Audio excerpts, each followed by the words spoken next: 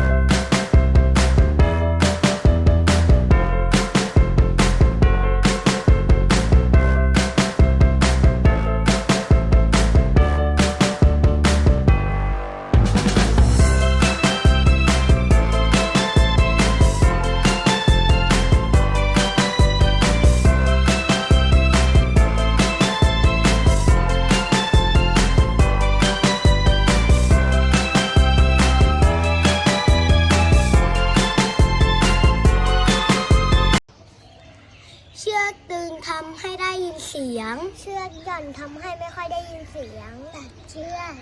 ไม่ได้ยินเสียง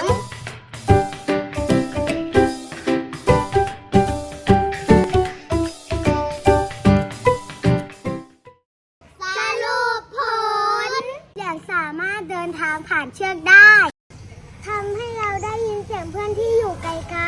ๆเชือกจึงเป็นตัวกลางให้เสียงเคลื่อนที่ผ่าน